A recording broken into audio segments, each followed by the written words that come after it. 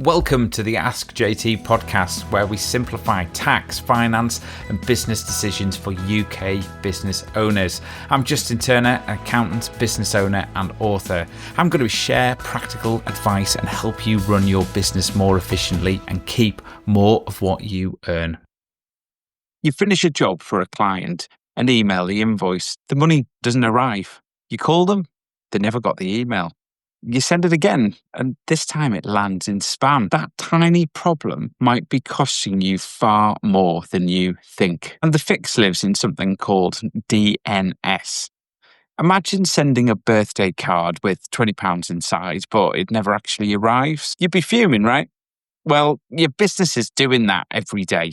And if you've got staff, they're sending their own £20 notes every single day as well. Now, this could be one of the most important ideas that you hear this year, so you're going to have to stick with me. It might sound technical, but I promise you, by the end, you'll understand it and you'll have some actions that you can take in your business. This episode is about the invisible side of modernisation, the tech foundations that, I suppose, keep your business secure and trusted. And let me start with a question. If your website or your email stopped working tomorrow, do you actually know who could fix it for you? Most businesses don't, and that's where DNS comes in. I'm going to start with a simple explanation. The internet was designed decades ago by an organisation called DARPA, and it was designed to survive a nuclear attack. It's basically a giant web of nodes. And if one goes down, the traffic just finds another route. It's dead clever stuff. Now, DNS is what keeps that web organised. Think of it as like the digital address book of the internet. When someone types in your website, like askjt.co.uk, DNS tells the internet where to find it. The same goes for your emails. DNS is basically saying, oh, the website lives here, the email goes here, and here's the scary bit. Whoever controls the DNS controls your business online. Inside your DNS settings live a few key records: SPF, DKIM, and DMARC. They sound really technical, and they're even more technical than I'm making them sound. But in simple terms, they're going to tell the internet that your emails are genuine and not fake. There's other sorts of records in your DNS as well, such as MX records and A records. A records telling where the web traffic goes, and MX records telling where email traffic goes. If those key records are missing, your emails could end up looking suspicious, and that's how they end up in spam. Last week, I was contacted by one of our accountants in our accountancy firm, and they said to us, our emails aren't arriving with you, what's wrong? So I did a DNS lookup on their own domain name. There was no SPF, no DKIM, no DMARC records, and there were even some DNS errors. They were a pub group with an IT firm on retainer. So don't for a minute think that this is not affecting you and your business. So why does all this matter? Ultimately, if your DNS isn't set up properly, three bad things can actually happen in your business. The first thing is your emails end up in spam or they never arrive at all. That's an operational cost because people aren't getting, and you end up having to replicate, and it's just inefficient. That's the least serious of your problems. The second is, imagine if your website goes down, maybe because of a hack, ransomware, or a server crash. Your DNS setup decides how fast you can get back online. DNS records take time to update across the internet. It's process called propagation. If your settings are modern and managed properly, you can switch servers and be live again in minutes. If they're not, it can take days for the world to find your website again, or even where your email lives. And before you say, but Justin, I don't have an e-commerce website, the same rule is applying to email. If your system is hit by a security breach or your server's gone down, it's those DNS records that will keep you up at night. And all of a sudden you will understand what DNS is because of something called time to live and how long it takes for it to spread across the internet. So the third point is that someone can actually impersonate your business by sending fake invoices that look completely genuine. And I just saw this last week. A hacker had changed the bank details on an email, Luckily, the client's payment was stopped by the check payee system on online banking, but it could easily have gone the other way. I think the scary part of all this is most firms, the IT company has never looked at the DNS setup. And that's exactly what allows this kind of thing to happen. When it does go wrong, the IT people point the finger at the web company, and the web company says, that's not really our responsibility either.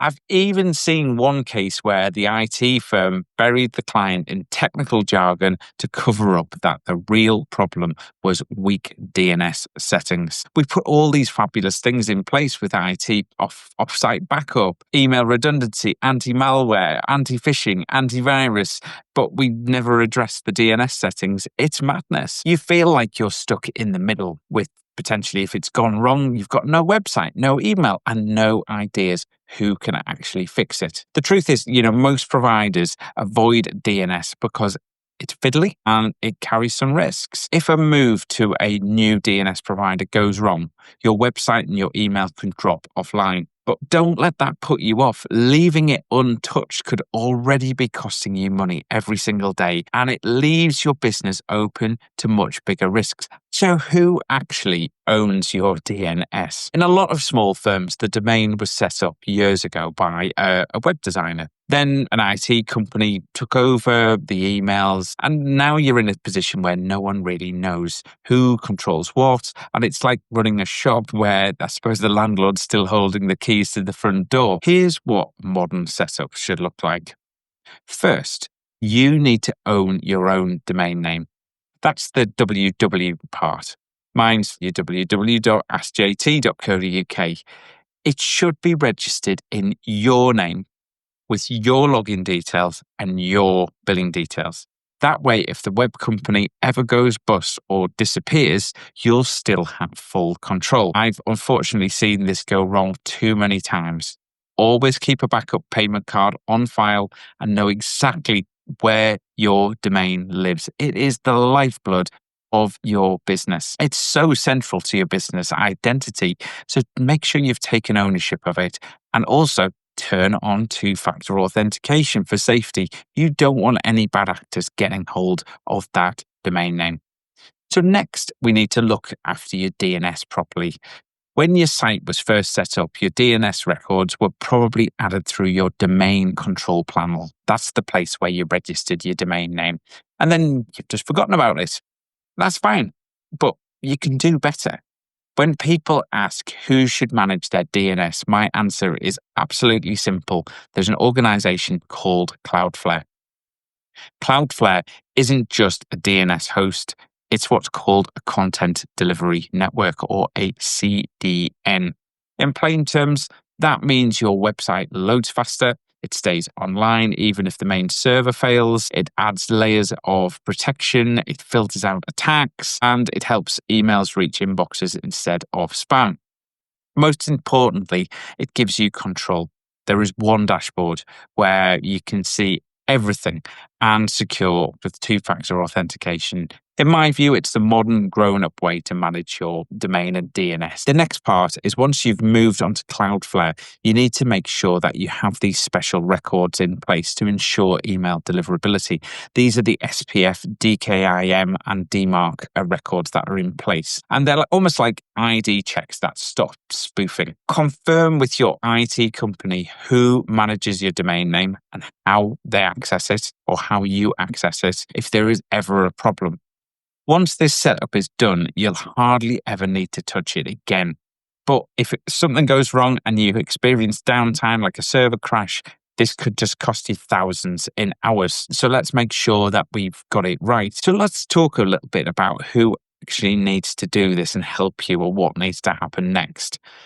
You don't need to do any of this yourself. I'm not giving you a how-to video. All I'm explaining to you is how you can modernize your business and protect yourself. And I'm equipping you with education and language so you can go and speak to a professional. You need to work with someone who can do this properly for you. Most IT companies and web developers do actually know how to do this stuff. It's just they didn't really want to touch it. So step one is find out where your domain is registered. That's the starting point of everything. Ask your web developer, or your IT company who controls my domain name and where is it hosted. If they control it, get it transferred to you so it's in your control.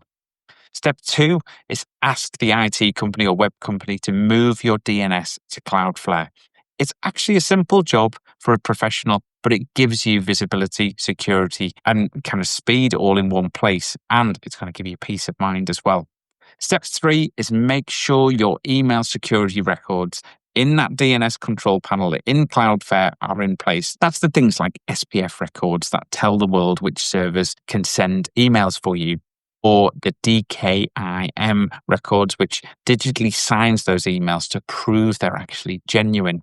And the DMARC, which is DMARC, tells receiving servers what to do if someone tries to spoof you. All of this sounds really technical, but this is one-time work that you just do it once. And once it's done, it's done. It will last for years. I promise you that. And you've just got to go and speak to your IT providers and say, I've watched this video online and he was talking about Cloudflare and content delivery networks. And are we using this? Do we have an SPF record? Do we have a DMARC record? Can you show me the DNS records? We fixed this for one client recently. Before making the change, half their invoices were ending up in spam. After sorting the DNS out and adding 3 simple records for an IT professional, every message started hitting the inbox properly again. There were all of a sudden, there were less missed payments. People were actually paying on time or even early because they were getting the invoices. There was less risk of fake invoice scams. They couldn't actually believe the difference it was making. It's almost like an invisible difference, isn't it? So here's your quick summary, okay? Who registered your domain name? Where does your DNS actually live? Do you have 2-factor authentication switched on for your logins to get into your domain name? And does your IT company even know the answers to these questions? If they don't, then you need to find out why they don't know the answers. If not, fix it before something breaks. I've been kind of doing this thing called a modernization diagnostic. And if you're interested in maybe applying to work with me so I can help you modernize your business, and not just with your DNS, but in lots of different areas, go to my website, which is askjt.co.uk. DNS has been one of those things that when I've been working with clients doing modernization reports, I've been noticing that probably 90% of the people I've worked with got misconfigured DNS records, which is really concerning. My message is own your domain name, secure your DNS, and take control of your digital foundations. That's where every modern business starts. Thanks for listening to the Ask JT podcast. Subscribe for a weekly episode, and if you found this useful, share it with a fellow business owner who might benefit.